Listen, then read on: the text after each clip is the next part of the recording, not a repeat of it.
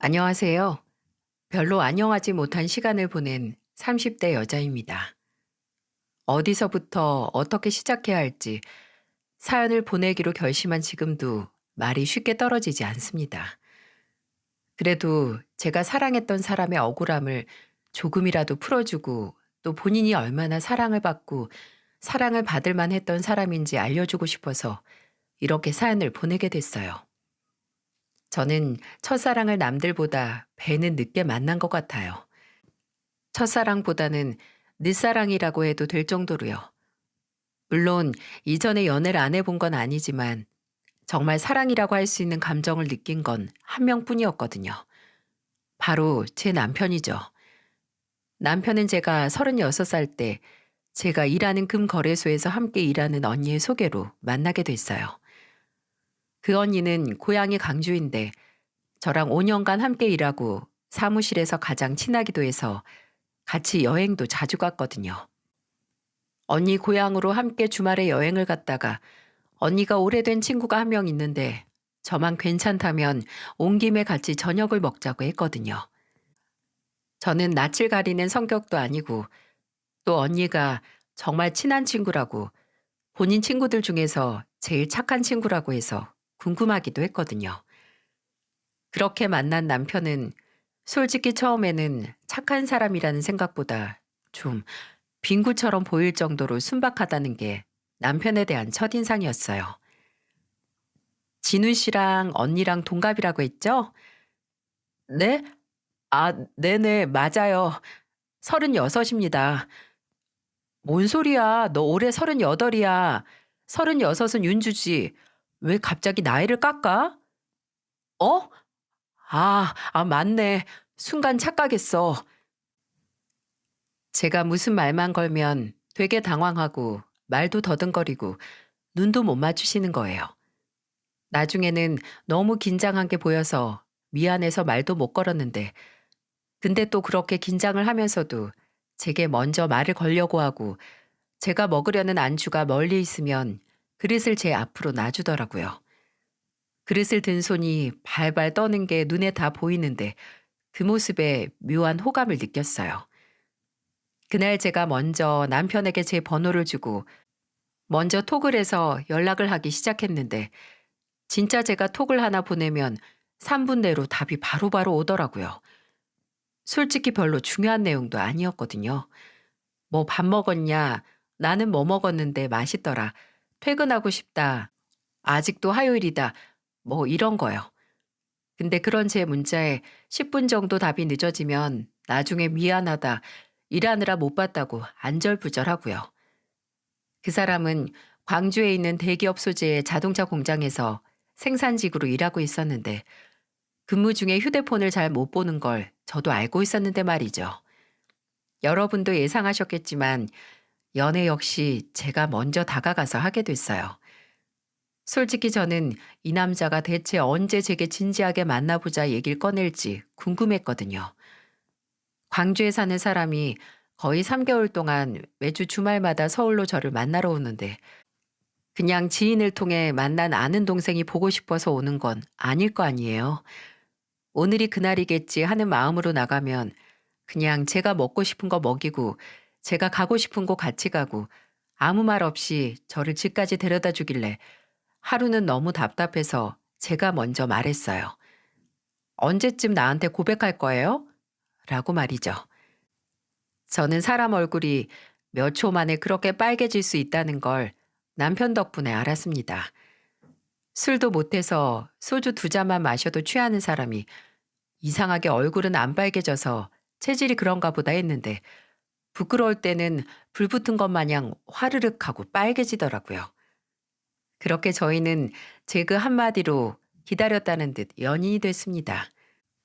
남편은 한 주도 빼놓지 않고 금요일 저녁에 서울로 와서 저와 주말을 통째로 함께 시간을 보냈고 피치 못할 사정으로 못 오는 날에는 토요일, 일요일 중 하루 잠깐 와서 제 얼굴만 보고 가기도 했어요.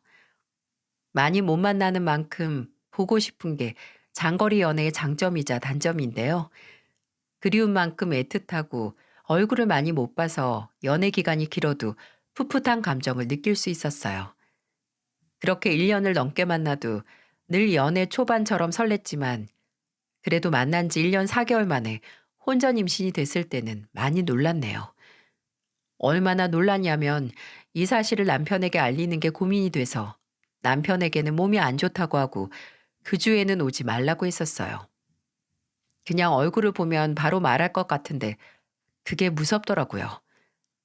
근데 대체 그 주 데이트는 쉬자는 제 목소리에서 뭘 감지한 건지 그 다음 주 수요일에 월차를 내고 서울로 저를 만나러 왔더라고요. 혼자 더 마음을 정리하려고 했는데 저는 저녁에 저를 사무실까지 데리러 온 남편의 얼굴을 보자마자 제가 임신했다고 말해버렸습니다. 저는 속이 복잡한데 남편은 제 고백을 듣자마자 두 손으로 입을 막더니 이내 어린아이가 거대한 5층짜리 케이크를 본 것처럼 세상에서 가장 행복한 표정을 짓더라고요. 그리고 저를 안아주며 혼자 고민하게 해서 미안해. 정말 미안해. 라고 했어요. 그 품에 안기니 복잡했던 마음이 스르륵 다 풀어져 녹더라고요. 뭐하러 나 혼자 끙끙거리며 고민했나 싶기도 했고요. 그날부터 남편은 혼자 결혼 준비를 시작했습니다. 신혼집 같은 경우에는 아이가 태어나기 전까지는 연애 때처럼 저는 서울의 제 자취방에서 살고 남편도 마찬가지로 계속 지냈던 광주 공장에서 제공한 숙소에서 지내다가 아이를 낳고 나서 광주로 가서 함께 살 집을 구하기로 했어요. 남편은 연애할 때 매주 서울로 와서 자연스럽게 제 가족을 만나서 저만 광주로 가서 시댁 가족들을 보면 됐었어요. 근데 그게 가장 첫 관문이자 가장 큰 난관이었네요. 시댁에 초대를 받고 갔을 때 처음에 놀랐던 건 저는 항상 남편에게 형만 있는 줄 알았거든요. 서로 가족 얘기를 하면 형이나 어머니 그리고 아버지가 10년 전 화물차 운전 중 사고가 나셔서 하반신 마비가 됐다는 얘기만 했었어요. 누나는 진짜 스쳐 지나가는 이야기로도 꺼내지 않았습니다. 그래서 시댁에 갔을 때 시댁의 시부모님과 그리고 아주버님으로 보이는 분 그리고 그 옆에 여자분이 있을 때 저는 당연히 제 형님인 줄 알았어요. 아주버님이 5년 전에 결혼했다는 말을 들었거든요. 근데 아주버님이 집사람은 오늘 친정에 일이 생겨서 못 왔다라는 말을 했을 때 그럼 저 여자는 대체 누구란 말인가? 라는 의문이 제 머릿속을 떠다녔죠. 그때 옆에서 좀 당황한 목소리의 남편이 이런 말을 했죠. 오늘 누나 안 온다고 들었는데 왔네? 나중에 그 자리가 끝나고 남편이 저를 서울로 데려다 주는 길에 사과를 하면서 고백했어요. 누나가 있다는 걸 먼저 말 못해서 미안하다고. 근데 그럴 만한 이유가 있다면서요. 남편의 누나, 그러니까 제 시누이는 아이 둘 낳고 결혼 생활 중에 다른 남자와 바람이 나서 그 남자에게 결혼을 조건으로 5억 정도의 돈을 갈취해 혼인빙자 사기로 징역을 살고 나왔다는 거예요. 남편이 말하길 누나가 예전에 중고 사이트에서도 몇 번 사기로 고소가 돼서 전과가 있었는데 사기죄로 징역을 살고 그해 초에 출소를 했다고. 근데 그걸 제게 어떻게 말을 해야 할지 막막하다고 했죠. 결혼식 전까지는 무조건 말하려고 했고 어차피 누나가 출소 후 가족들과 만나지도 않아서 타이밍을 보고 있었는데 그날 그렇게 집에 있을 줄 몰랐다고요. 근데 여기서 더 환장할 포인트가 뭔 줄 아시나요? 시댁에 인사를 가서 겪은 충격적인 일이 이게 다가 아니었다는 겁니다. 진짜 문제는 따로 있었어요. 그건 바로 시어머니였습니다. 시어머니는 인사를 드리러 간 자리에서 제게 이런 말을 하셨어요. 진훈이가 공장에서 일하면서 통장 관리는 나한테 맡긴 거 알지? 네, 알고 있어요. 생활비 빼고 어머니께 돈 관리 맡겼다고요. 이건 연애 초부터 알고 있었어요. 그래도 30 후반인 사람이 체크카드 안 쓰길래 물었더니 남편은 사회초년생이었을 때부터 자연스럽게 돈 관리를 시어머니께 맡겼다고 하더라고요. 근데 그것도 결혼 전까지고 결혼하고서는 모았던 돈까지 해서 경제권을 다시 받아올 거라고 남편이 말했거든요. 생산직에서 13년 동안 근무하면서 정확히는 어머니께 물어본 적이 없어서 모르지만 적어도 5억 이상은 모았을 거라고 했고요. 그래서 저희는 그 돈으로 광주에서 신혼집을 구할 생각이었어요. 근데 시어머니는 알고 있다는 제 말에 잘 됐다는 것처럼 고개를 끄덕이더니 이렇게 말씀하셨어요. 그럼 얘기가 쉽겠네. 제가 어렸을 때부터 뭐 숫자니 저축 이런 거에 약했어. 그래서 내가 안색에 막느라 얼마나 고생을 했는데. 그런데 그걸 결혼한다고 해서 홀랑 가져갈 생각은 아니지? 솔직하게 말해서 내가 처음 만난 널 뭘 보고 내 아들이 땀 흘려 모은 돈을 넘겨주겠어. 서로 간에 믿음이 생겨야 할 수 있지. 요새 돈 관리 잘못하고 허영만 잔뜩 든 여자 만나서 평생 모은 돈 날린 남자들 보면 내 아들도 그럴까 봐 겁나. 엄마, 그런 말이 어딨어요. 윤주 그런 사람 아니에요.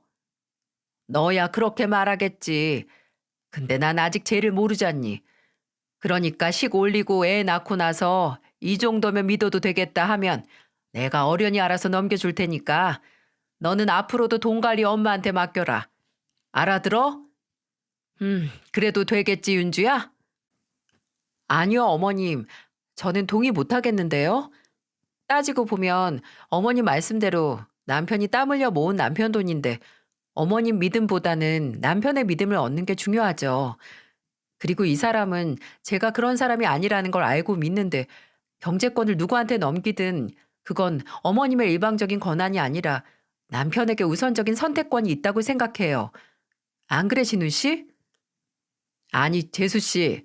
말 참 잘하는데 근데 우리 엄마랑 진훈이 쟤는 원래 그렇게 했다니까요. 진훈이가 재수 씨 만나기 이전부터 참 말 따박따박 잘하네. 아니, 넌 부모님이 그렇게 가르쳤니? 네. 저희 부모님께서는 부모님의 권한으로 일방적인 가정교육은 안 하셔서요.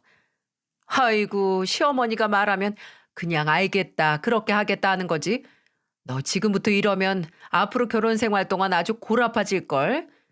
너희 어차피 결혼하고 나서 주말 부부처럼 지낼 거 아니야. 그럼 결혼하자마자 집이 필요한 것도 아닌데 그 큰 돈이 뭐가 필요하다고. 엄마, 저희 곧 있으면 애 태어나요. 그럼 계속 주말 부부로 살 수도 없고 윤주가 광주로 올 거라서 지금 당장은 아니라도 신혼집 계약은 해야 하고요. 그리고 저도 결혼하기 전에 엄마한테 맡긴 돈 가져오려고 했어요. 앞으로 월급 관리도 직접 윤주랑 할 생각이었고요. 아유, 아주 벌써 물들었구나, 너. 아니, 13년 동안 아무 말 않고 잘 따라오더니 여자 하나 만나서 정신머리가 여자가 원하는 대로 싹 개조됐어. 윤줄 만나서가 아니라 저 분명 엄마한테 통장 맡길 때 결혼하면 그때 달라고 했고 걱정 말라고 다 적금으로 돌려서 너 장가 갈 때 주겠다고 한 거 엄마예요. 이해가 안 가는데 도대체 왜 뺏기는 사람처럼 구세요? 형 결혼할 때는 집 구하라고 2억인지 3억인지 바로 만들어 주셨으면서 왜 저는 제 돈도 못 준다고 하시는데요?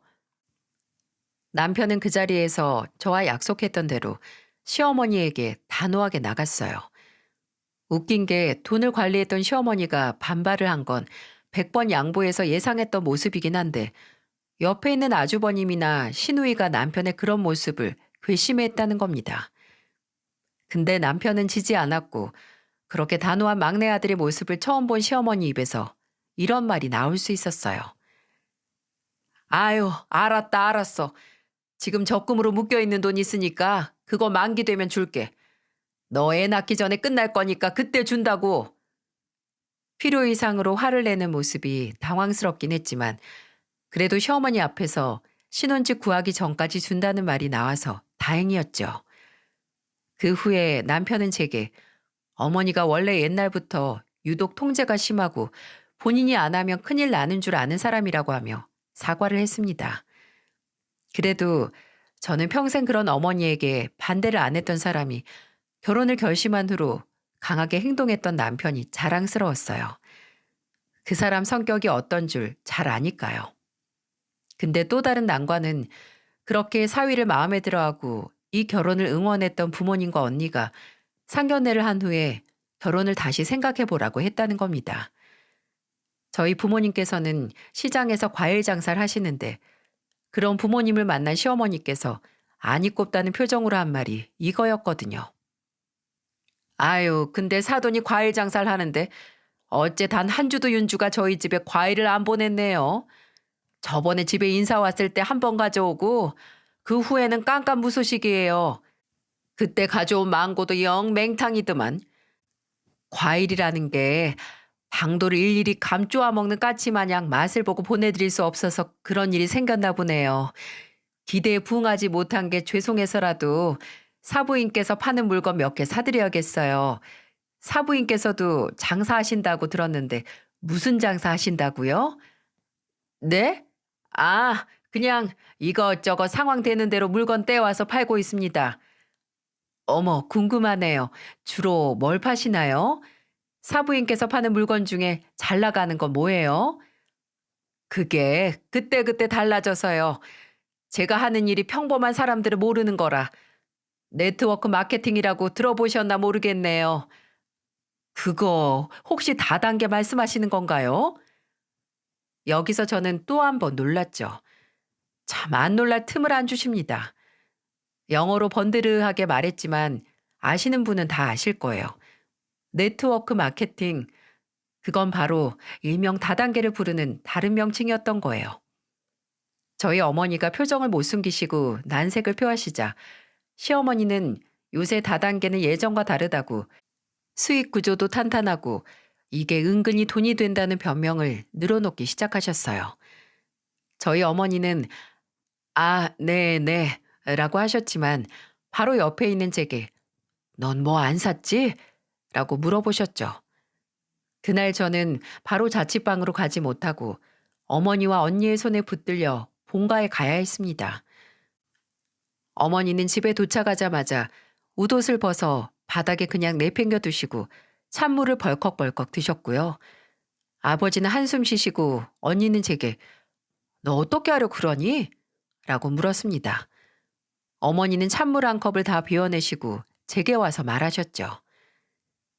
내가 진짜 마음만 같으면 너 뜯어 말리고 싶다.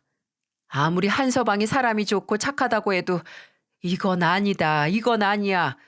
그러게 어쩌자고 덜컥 임신부터 해. 내가 진짜 너 임신만 안 했으면 아무리 한서방 같은 사위라도 결혼 못하게 뜯어 말렸을 거야. 됐어. 요즘 세상에 무슨 임신했다고 꼭 결혼해야 돼? 윤주 너 진지하게 다시 생각해. 그런 사람 시부모라고 어쨌든 얼굴 보고 살아야 하는 건 우리가 아니라 너야. 아니면 한서방이 너랑 결혼한 후에 본인 부모 안 보고 살 수 있을 것 같아? 그때는 가족들의 말이 어찌나 아프고 저를 외롭게 하던지 저도 시어머니가 호락호락한 상대가 아니라는 걸 알고 분명 내 결혼 생활을 힘들게 만들 사람이라는 걸 알지만 그래도 제가 가족들에게 듣고 싶었던 건 만류보다 응원이었거든요. 그만큼 남편을 사랑했고 남편과의 결혼에 확신이 있었어요. 남편은 결혼 준비를 하면서도 제가 시댁에 인사를 드리고 온 후로 아들인 본인이 시어머니 성격을 제일 잘 아니까 알아서 제가 시어머니 때문에 마음고생할 일 안 만들겠다고 제게 말했거든요. 저는 남편을 믿었고 남편의 말을 믿었고요. 저는 가족들의 걱정 속에서 결혼을 했고 저는 흔들림이 없었습니다. 남편도 늘 그렇듯 제 곁에서 힘이 되어줬고요. 남편은 결혼 후 광주로 가서 평일에도 짬을 내서 신혼집을 알아보러 다녔고 주말에는 남편이 서울로 와서 같이 부동산 어플로 보면서 앞으로 아이가 태어난 후 함께 살 집을 알아봤고요. 근데 남편이 광주에 가고 2주 정도 지났을 때부터 일이 꼬이기 시작했어요. 토요일 오전에 서울로 오기로 한 남편이 늘 기차를 타면 바로 기차 탔다, 몇 시에 도착한다 보냈던 문자를 안 보내는 겁니다. 그리고 오후 1시 정도에 제게 갑자기 공장에 일이 생겨서 주말 업무를 하게 됐다고 만나러 못 가겠다고 미안하다고 하는 문자를 보내더라고요. 서운하긴 했지만 예정에도 없이 주말까지 일을 하게 된 남편이 안쓰러워서 저는 걱정 말라고 했어요. 근데 그 다음 주에는 평일에도 연락이 잘 안 되더니 금요일 밤에 몸이 안 좋아서 서울에 못 가겠다는 말을 하는 게 아니겠어요? 저는 그때 알았습니다. 제가 임신 사실을 알고 난 직후 그 사실을 숨기고 남편을 피했던 것처럼 저도 그때 남편의 목소리를 듣고 무슨 일이 생겼다는 걸 말입니다. 저는 일단 남편에겐 알겠다고 하고 다음날 아침 일찍 광주로 향했어요. 그리고 제가 남편 얼굴을 보자마자 임신했다는 말이 튀어나왔던 것처럼 저를 본 남편은 울면서 제게 지난주에 있었던 억울하다 못해 참담한 일에 대해 말을 해줬습니다. 남편이 제게 주말 근무 때문에 만나러 가지 못한다고 한 날 남편은 일을 했던 게 아니라 금요일 밤에 시댁에 있는 시어머니께 13년 동안 맡겼던 통장을 받으러 갔던 거였어요. 그 전주 주말에 저를 만나러 왔을 때 저희 둘 마음에 드는 집을 봤었거든요. 근데 봤던 집들 중에서 제일 비싸기도 해서 남편은 일단 시어머니가 모은 자신의 돈이 정확하게 얼마인지, 그리고 시어머니가 말했던 적금은 언제 만기되는지 알아보기 위해 갔던 거죠. 집은 남편이 모은 돈으로 예식 비용과 혼수는 제 돈으로 하기로 했었거든요. 근데 시어머니는 통장을 보여준 게 아니라 어처구니 없고 분통 터지는 변명들 뿐이었어요. 남편은 그전부터 시어머니가 모은 돈이 최소한 5억은 넘을 거라고 했었어요. 그도 그럴 게 예외가 없으면 13년 동안 생활비 30만 원에서 40만 원 제외한 월급을 모두 시어머니께 관리해달라 맡겼다고 했거든요. 그래서 남편이 별다른 의심 없이 시어머니께 그래도 5억은 되죠? 그럼 지난주에 보고 온 집 계약할 수 있는데 라고 말했는데 시어머니 입에서는 태연스럽게 이런 말이 나왔다고 합니다. 그 돈 없어. 그 정도는 안 돼. 돈이 없다고요? 왜요? 제가 계산해 봤는데 통장에만 넣어놨어도 최소 5억은 넘던데요? 얘는 누가 돈을 은행에 처박아 두니? 얘가 여직 이렇게 돈 돌아가는데 까막눈이야. 내가 이러니까 너한테 통장 관리 못 맡기는 거야. 아니, 엄마, 말 돌리지 말고 대답하세요. 돈이 없다는 게 무슨 소리냐고요? 시어머니는 13년 동안 본인에게 돈 관리를 맡겨온 남편에게 마치 남처럼, 아니 작정하고 13년 동안 등쳐먹을 대로 처먹은 사람에게 말하는 것처럼 뻔뻔하게 말했다고 해요. 너 생각해봐라. 네 아버지 저렇게 되고 나 혼자 우리 가족 먹여 살리느라 얼마나 고생했어. 근데 진영이 진주 결혼한다고 하지. 진주 고깃집에는 사고만 쳐서 여기저기 합의금 물어줘야 하지. 그것도 모자라서 걔 감옥 간 다음에 네 조카들 데려와서 키우느라 돈 들었지. 그래서 엄마 하고 싶은 말이 뭔데요? 내가 엄마도 정말 살고 싶어서 그랬어. 살고 싶어서. 나도 이렇게 될지 모르고 그냥 우리 아들이 벌어오는 돈 잘 만져서 불려주려고 그랬단 말이야. 장황한 말을 늘어놓던 시어머니의 말은 그거였습니다. 남편이 맡겼던 돈 중 1억 2천이란 돈을 본인이 하는 네트워크 마케팅, 그 다단계 투자를 해서 까먹었다고요. 남편은 말 그대로 꼭지가 돌았죠. 아니, 왜 내 돈을 엄마 마음대로 투자를 해요? 그게 엄마 돈이에요? 할 거면 나하고 의논이라도 하든가. 아니, 그것보다 대체 무슨 생각으로 다단계 투자를 해요? 제정신이에요? 내가 그럴 줄 알고 그랬어? 다 너 생각해서. 아휴, 나도 진짜 답답하고 죽고 싶었다고. 됐어요. 그거 엄마한테 도로 내놓으라고 안 할 테니까 그럼 남은 돈이라도 당장 줘요. 1억 2천 빼고 있을 거 아니에요. 여러분은 예상이 가시나요? 맞아요. 그 남은 돈도 이미 통장에 남아있지 않았습니다. 시어머니는 네가 급할 땐 써도 된다고 해서 라는 말을 하며 5년 전 아주버님이 결혼할 당시 신혼집 마련을 위해 남편이 맡긴 돈에서 3억을 뺏어줬다는 말과 그 후에도 돈이 필요하면 몇 번 그 통장에서 돈을 뺏어 썼다는 말을 들었을 때 남편은 돌아버리는 줄 알았다고 해요. 엄마, 진짜 어떻게 나한테 이래요? 내가 내 돈 마음대로 다 써도 된다고, 형이든 누나든 다 퍼줘도 된다고 그렇게 말했어요? 급할 때는 빼서 써도 되는데 꼭 다시 채워 넣어주라고. 엄마도 그건 당연하다고 했잖아요. 그런데 형이 결혼한 지 5년이 지났는데 어떻게 나한테 말도 안 하고 돈도 돌려놓지 않을 수 있냐고요. 정말 나 죽는 꼴 보고 싶어서 이래요? 이게 어디서 부모한테 죽내만의 협박이나 해. 너는 네 가족이 네 돈 쓴 게 그렇게 아깝니? 그리고 따지고 보면 그게 어떻게 네 돈이야? 지금까지 너 키우느라 들인 돈이 얼만데 네 엄마한테 그 정도 권리 있어. 지금까지 그 돈 잘 모아뒀다가 네 가족들 필요할 때 쓰였으면 잘 쓰인 거지. 무슨 돈 욕심이 많아서 엄마 앞에서 입에 거품까지 물면서 이 난리야 난리가. 저는 억울하고 억장이 무너지다 못해 녹아내리는 그날 일을 말하며 제 앞에서 미안하다고 우는 남편을 보면서 혈압이 뚝 떨어지는 기분이었어요.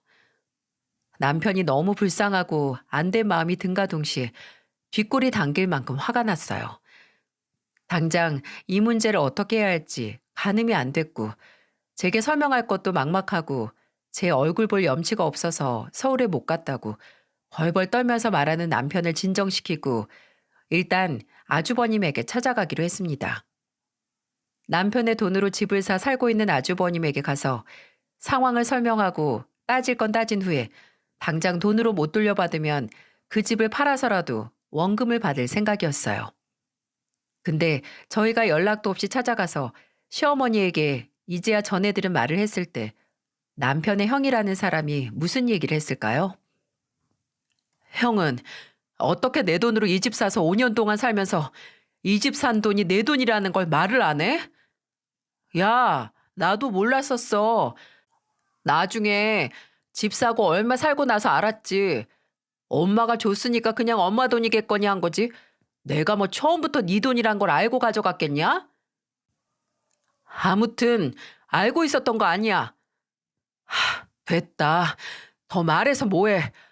이제 나도 실상을 알아서 그 돈 받아야겠으니까 현금으로 3억을 주던지 없으면 이 집을 팔아서라도 줘. 형 결혼할 때 내가 본의 아니게 도와줬으니까 나도 결혼하고 나서 내 가족이랑 같이 살 집 구해야 할 돈 돌려받아야겠어. 이 아파트가 몰랐잖아. 팔고 내 돈 돌려줘도 형한테 남는 돈 있을 거 아니야. 그걸 왜 나한테 말하냐? 엄마한테 가서 말해. 네 돈 관리한 사람은 엄마인데 왜 그걸 나한테 말하고 있어? 그렇게 관리한 돈으로 집 사고 이익 얻은 건 아주버님이니까 당연히 수혜자인 아주버님이 줘야죠. 아주버님은 지금 어머님을 은행처럼 대출받은 거나 다름없어요. 그나마 이 사람이 대출이자 안 받는다고 한 걸 다행으로 아셔야죠. 아, 나도 뭐 이 집 사고 집값 오른 건 조금은 고맙게 생각하는데 나는 엄연히 엄마한테 빌린 게 아니라 받은 거야, 받은 거. 진훈이 너한테 말 안 하고 3억 쓴 건 엄마인데 내가 무슨 상관이야? 진짜 말이 안 통하네요. 뻔뻔하고 무식하고 엄마 손 빌려 동생 돈 가로채서 집 사서 사는 게 그게 뭐가 자랑이라고 그렇게 당당해요? 진짜 어이가 없어서. 재수 씨, 모르면 가만히나 있어요. 여기서 내가 문제가 아니고 13년 동안 엄마한테 돈 맡기고 나 몰라라 했던 재수 씨 남편이 문제인 거니까. 야, 너 앞으로 이딴 일로 나 찾아오지 마라. 안 그러면 진짜 너나 네 마누라 아직 안 태어난 네 새끼까지 이 동네 발 못 붙이게 해줄 테니까. 무슨 깡패인 줄 알았습니다. 하는 행동도 말도 깡패 그 자체였어요. 더 이상 얘기를 하면 주먹 다짐까지 할 것 같고 말이 안 통하니 더 이상의 대화를 이어갈 수가 없어서 저는 서울로 왔고 남편은 광주에 남았어요. 저는 일단 남편을 다독였어요. 시어머니에게 남은 돈을 회수하고 어떻게든 법적으로 그 돈을 받을 수 있는 절차를 알아보자고요. 집은 어떻게든 구할 수 있으니 걱정 말라고 말입니다. 그리고 시댁에 남은 돈을 받으러 같이 가자고 했는데 남편은 그것까지 저를 끌고 갈 수 없다고 본인이 알아서 할 테니까 저는 일단 서울로 가라고 해서 일요일 아침에 서울로 돌아온 거고요. 서울로 돌아와서도 머리가 복잡했어요. 이미 시댁 식구들을 만난 후 결혼을 반대했던 제 가족에게 바로 털어놓을 수 없어서 뱃속에서 축복과 같은 생명이 자라나고 있는데 동시에 속이 골마가는 것만 같았죠. 그러다가 다음 주 화요일에 남편이 서울로 왔습니다. 반차를 내고 왔는데 그냥 제가 보고 싶어서 왔다고 하더군요. 그날 남편은 제 자취방에서 제가 좋아하는 식당에서 포장해온 감자탕으로 함께 식사를 했고, 제가 씻기 전에 화장 지우는 걸 귀찮아 하니까 화장솜에 리무버 묻혀서 제 화장 지워주고 머리까지 감겨준 다음에 같이 좋아하는 영화 보면서 잠들었네요. 그리고 다음날 새벽 기차를 타고 남편은 다시 광주로 갔고요. 너무나 일상적이고 특별할 거 하나 없는 시간이었지만 그때는 몰랐습니다. 그게 제 인생에 있어서 잊을 수 없는 순간이 될지 말이죠. 그날이 저와 남편의 마지막 순간이었거든요. 목요일 저녁에 전화 한 통을 받았어요. 광주에 있는 한 내천 근처에서 시신이 발견됐는데 그 근처에서 지갑과 휴대폰이 발견이 됐다고. 그 휴대폰에 있는 번호로 연락을 했는데 실례지만 한진훈 씨 보호자 분이냐고 하는 전화였죠. 막 집에 들어왔던 전 그대로 주저앉았고 당장 병원으로 와달라는 말을 하는 구급대원의 전화가 끊겼음에도 한참을 휴대폰을 붙들고 그 자리에 주저앉아 있었어요. 이러면 안 되는데, 일어나서 그 사람한테 가야 하는데 라는 생각을 하는데 다리는 안 움직이고 머리는 멍하고 그때는 영혼이 다 빠져나간 껍데기가 된 기분이었습니다. 저는 언니에게 전화를 했어요. 언니, 어떡해? 내 남편, 우리 진훈 씨 어떡해? 언니는 놀라서 무슨 일이냐고 물었고 제가 받은 전화 내용을 듣자마자 너 절대 혼자 운전해서 갈 생각하지 말라고 언니가 갈 테니까 기다리라고 했어요. 언니는 오면서 부모님께도 연락을 했는지 언니보다 부모님이 먼저 제 집에 도착하셨고 저희는 언니 차를 타고 남편이 있는 병원으로 향했습니다. 솔직히 말하면 아직도 그 상황이 잘 기억이 안 나요. 기억이 뿌옇고 중간중간 끊기기도 했는데 언니 말로는 제가 두세 번 정도 몇 초씩 정신을 잃었다고 하더군요. 차게 식은 남편을 보고도 한 번 쓰러졌고요. 현장에 도착한 경찰의 말로는 근처 산책을 하던 시민의 제보로 현장에 출동을 했고 술에 취한 남편이 내천에서 극단적인 선택을 했다고 하더군요. 그 근처 물 밖에 소주 2병과 우돛이 있었다고 하면서 제게 건네줬는데 옷을 받아들었는데 거기서 나는 남편의 향수 냄새를 맡고 그대로 옷을 안고 주저앉아 오열했습니다. 극단적인 선택을 앞두고 얼마나 무서웠으면 평소에 2잔도 채 못 먹는 술을 2병이나 입에 털어넣었을까. 물 안에서 혼자 얼마나 추웠을까 하는 생각에 한참을 울다가 그 안에서 휴대폰이 나왔고 또 안 주머니에서 종이봉투가 하나 나왔어요. 남편의 유서였습니다. 유서 제일 위에는 누구보다 미안하고 고맙고 사랑하는 윤주, 그리고 꼭 만나고 싶었던 우리 콩콩이에게 라는 글이 써져 있었어요. 콩콩이는 제 뱃속 아이의 태명이었죠. 윤주야, 너한테 할 말이 산더미 같아가도 용기가 없고 나약한 주제 입이 10개라도 할 말이 없어서 몇 번을 주저했는지 몰라. 할 말을 정리하다가도 어차피 남는 말은 사무치게 미안하다는 말하고 가슴이 아리도록 너를 사랑한다는 말뿐이더라.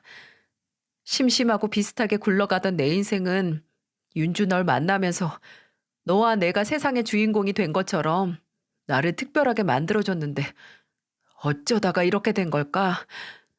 너를 만나 색깔을 찾은 내 인생이 한순간에 다시 색을 잃고 흑백이 된 기분이야.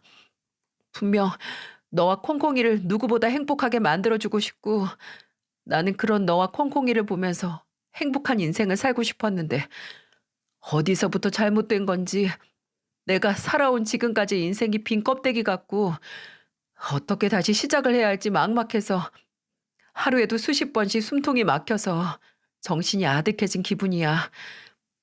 너와 콩콩이를 두고 가는 주제에 부탁까지 하는 게 염치 없을 수 있지만 윤주야, 나는 고작 돈 때문에 너와 콩콩이를 두고 가는 게 아니야. 돈은 다시 모을 수 있지만 잃어버린 내 시간은 어떻게 해야 하지? 난 이제 내가 누군지 모르겠어. 이 글을 쓰고 있는 동안에도 내가, 내가 아닌 것 같은 감각에 멀미가 나는 것 같아, 윤주야. 남편이 마치 고통 속에서 질식해가면서 쓴 것 같은 유서에는 너와 콩콩이에게 마지막으로 줄 수 있는 것이라는 말과 함께 내 앞으로 된 종신보험은 사인이 자살이라도 가입 후 2년이 지난 뒤에는 재해 사망으로 분류가 돼서 보험금을 지급받을 수 있다라는 내용이 있었는데 그때는 이게 보이지도 않았습니다. 유서의 맨 끝자락에 다시 한번 제게 용서를 구하는 내용과 함께 내 휴대폰에 저장된 녹음 파일을 듣고 조금이라도 내 죽음을 윤주 네가 이해해 주길 바래 라는 문장이 제 눈에 들어왔기 때문이었어요. 그 문장을 읽자마자 저는 남편의 웃옷에서 휴대폰을 꺼내 저장된 음성 파일을 열었고 총 3개의 파일이 지난 일요일에 2개, 수요일 1개로 날짜가 찍혀 있었어요. 일요일 날짜로 저장된 파일 중에 남편과 시어머니의 전화 통화가 있었는데 저는 그 파일을 듣고 다시 한번 제 남편이 너무 불쌍해서 가슴이 찢어지는 고통을 느껴야 했습니다. 그 전화 통화 내용의 앞부분은 남편이 내 돈 다 쓰고 나서 남은 돈이 얼마나 되냐, 당장 그거라도 보내라고, 그리고 나는 끝까지 내가 맡긴 돈 받을 거라는 말을 하고 있었는데 그 말에 시어머니는 코웃음을 치며 이런 말을 한 게 녹음이 됐었더라고요. 야, 이래서 머리 검은 짐승은 거두지 말라고 하는 거다. 걷어서 입혀주고 재워줬더니 고작 그 돈 때문에 키워준 사람한테 그딴 소리나 하니? 내가 널 어떻게 키웠는데? 그건 또 무슨 소리예요 지금? 너 지금 큰일 날 짓 하는 거야. 너는 내가 내 배 아파 낳은 자식 돈 날린 악독한 엄마 같겠지만 내 입장에서 나는 내 자식 아닌 애 걷어 키운 거 돈 몇 푼으로 보상받은 거야. 그것도 나 혼자서 쓴 것도 아니고 첨년 자식이랑 같이 자라서 불쌍한 내 친자식들한테 쓴 거고. 시어머니는 휴대폰 너머로 말문이 막혀 아무 말도 못하고 있는 남편에게 계속되는 폭로를 했습니다. 너는 내 배 아파 낳은 자식이 아니고 네 애비가 밖에서 바람난 여자 사이에서 태어난 애를 데려와서 사정사정을 해서 키울 수밖에 없던 거라고. 그리고 나도 너 같은 거 키우고 싶지 않았는데 그래도 내 남편 자식이고 네가 불쌍해서 내 자식들이랑 차별 없이 키웠다고. 근데 네가 고작 돈 때문에 나한테 대들 수가 있냐고 당당하게 따지는 게 휴대폰 너머 녹음된 음성으로 들렸습니다. 그리고 그 통화를 하던 남편은 계속 아무 말이 없었고요. 너 서운하게 생각하지 마라. 그래도 나한테 너는 누구보다 믿음직한 아들이었어. 생각해봐라. 내가 믿을 사람이 누가 있겠니?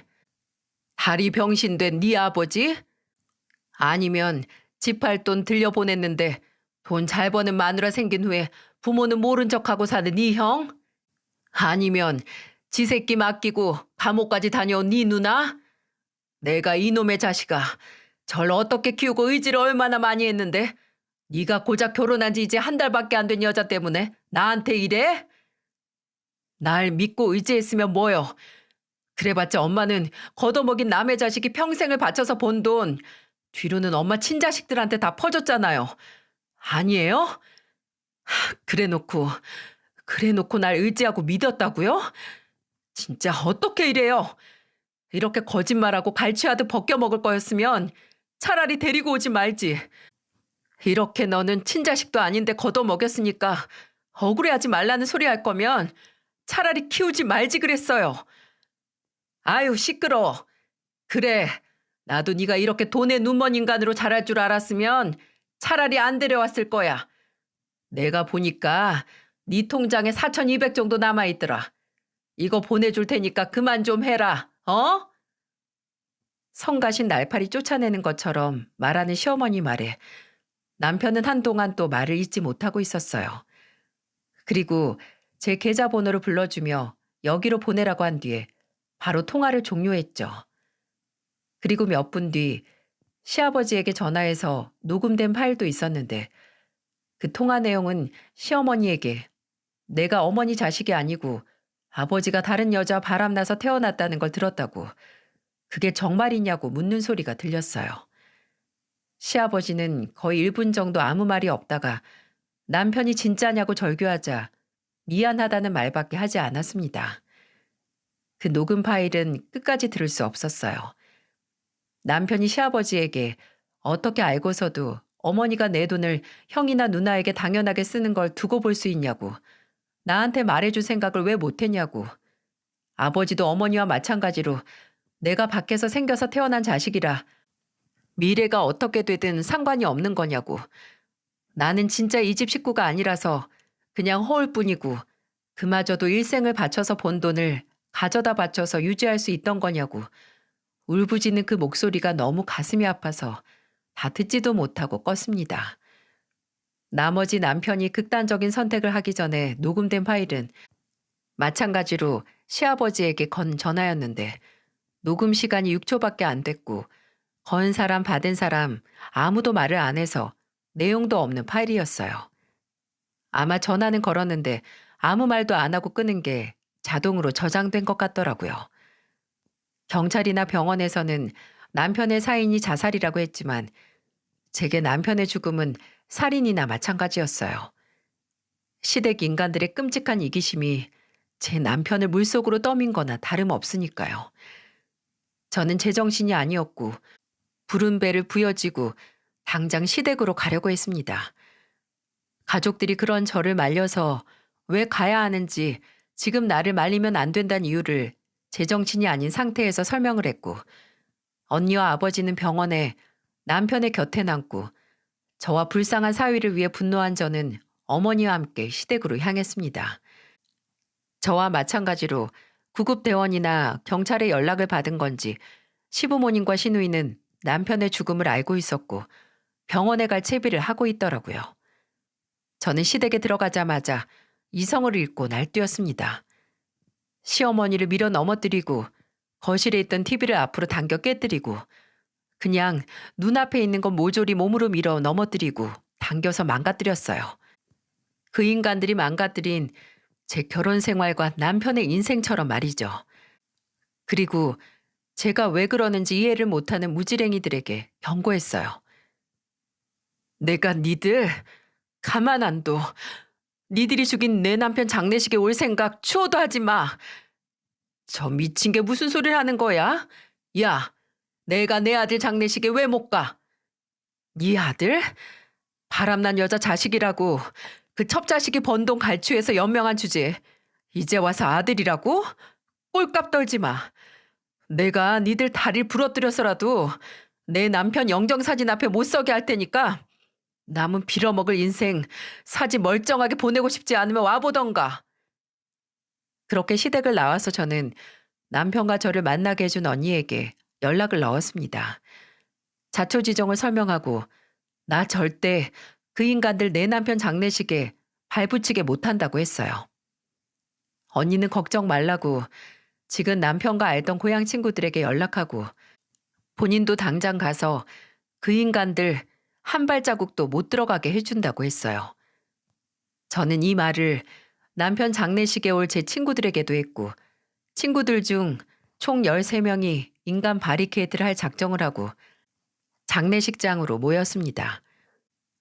장례식장에서 사정을 들은 남편의 친구들과 직장 동료는 크게 분노를 표하기도 했고 우는 사람들도 있었어요. 급작스럽게 떠난 친구가 함께 일하던 동료가 그렇게 떠났다는 소식에 모두 한마음으로 저를 도와줄 수 있었죠. 시댁 인간들은 빈소 설치하고 나서 남편 입관할 때도 안 오고 영자 설치하고 나서야 등장했습니다. 하지만 장례식장으로는 들어오지 못했어요. 장례식장 입구 전부터 이미 남편의 고향 친구들과 제 친구들이 길게 모여서 시댁 식구들이 들어오는 걸 막았거든요. 저는 몸 때문에 영정사진 앞에 앉아서 조문객을 맞이하는데 밖에서 망을 보던 친구가 와서 시댁 인간들이 왔다고 알려줬어요. 그리고 이내 밖에서 째지는 소리가 들렸고요. 니들이 뭔데 못 들어가게 해? 이건 놔! 내가 내 아들 가는 길 왜 배웅도 못하게 해? 그 외침을 듣고 저는 무거운 몸을 일으켜 밖으로 나갈 수밖에 없었어요. 근데 제가 나가서 따지기도 전에 저희 어머니께서 인간 바리케이트를 뚫고 지나가 시어머니에게 삿대질을 하면서 분노를 표현하셨어요. 돈에 눈 멀어서 자식 잡아먹은 주제에 뭐가 당당해서 여길 왔어? 천벌받을 인간들. 죽기 전에 쎄 빠지게 번 돈이 내가 아니라 친자식들 좋은 일만 시켜줬다는 걸 안 진훈이가 무슨 심정이겠어? 당신들 그거 알면 여기 오면 안 돼.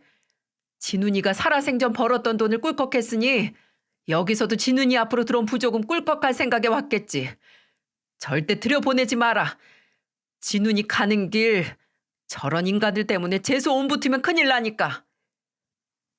아마 이 사연을 듣는 여러분들 중 그 광경을 목격하신 분들이 계실 수도 있다는 생각이 드네요. 장례식장 밖까지 사람들이 줄 서서 막고 있고 시댁 인간들이 들어간다고 실랑이를 오래 해서 진짜 난리였거든요. 근데 정말 저희 어머니 말이 맞았던 게 장례식장 안에 못 들어오게 하니까 장례식장으로 오는 조문객들 보고 시어머니나 아주버님 시누이가 본인들이 아는 사람이면 부족은 본인들한테 주고 들어가라고 호객행위에 가까운 짓을 했다는 겁니다. 다행히 거기서 망을 보던 친구들이 시댁 인간들에게 붙잡힌 조문객들에게 상황을 설명하고 부조금을 중간에 갈취당할 일은 없었네요. 그리고 정말 감사하게도 친구들이 운구할 때까지 남아서 전날 장례식장에 못 들어가고 돌아갔던 시댁 인간들이 다시 돌아왔을 때도 남편이 있는 관 가까이도 못 오게 했습니다.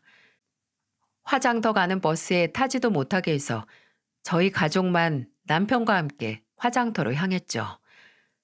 그 후 저는 남편을 납골당에 안치까지 시키고 돌아와서 어떻게든 남편이 평생 동안 모은 그 돈을 시댁 인간들에게서 되찾기 위해 방법을 찾으려고 했어요. 7명의 변호사를 만나 상담을 했는데 남편이 그 돈을 시어머니와 다른 식구들에게 갈취당했다는 걸 입증해서 소송을 걸기에는 증거도 없을 뿐더러 혐의를 입증할 건덕지가 없다는 답변만 들었어요. 간단히 말해서 돈을 되찾기 위한 다른 방도가 없다는 거죠. 그래도 남편이 젊은 날부터 본인의 미래를 위해 모은 그 돈은 꼭 찾아주고 싶었는데 떠난 남편을 볼 낯이 없겠더라고요. 그래도 정말 천만다행으로 장례식장에서 있었던 소동이 소문이 파다하게 퍼져서 시부모님이 사는 동네까지 그 집은 밖에서 만들어 데려온 자식 노예처럼 일 시켜서 돈만 갈취한 파렴치한 인간들 이런 소문이 돌았다는 겁니다. 남편을 소개시켜준 언니가 고향의 소문이 좀 심각할 정도로 나서 시댁 현관문 앞에 날계란을 던지고 가는 사람들도 있었고 천벌 받으라는 쪽지를 붙여놓고 가는 사람들도 많았다고 해요. 그러다가 남편이 떠나고 2달 뒤에 야반도주하듯 이사를 갔다고 들었고요. 도망치듯 떠난 모습이 그 인간들에게 딱 맞는 모습이긴 하지만 저는 지금도 그 인간들이 지옥불에서 불타길 매일 기도하고 있습니다. 이런 걸 기도하면 저도 언젠가 천벌을 받을 수 있겠지만 솔직히 저는 악마에게 제 영혼을 팔아도 좋으니 제발 제가 살아생전 그 인간들이 고통을 받았다는 소식을 듣고 싶은 심정이에요.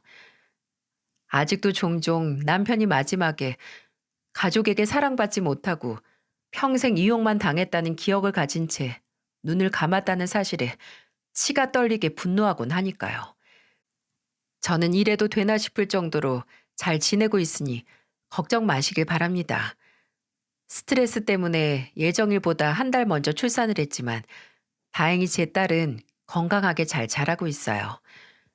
집을 정리하고 친정에서 부모님과 함께 살고 있고 남편이 시어머니 아니 그 악독한 인간을 통해 제게 보내준 4천만 원의 돈과 그리고 남편 앞으로 나온 종신보험금을 받아 그 돈으로 생활하며 앞으로 아이와 함께 어떻게든 남편이 걱정하지 않고 살 수 있을지 찾아볼 생각이에요.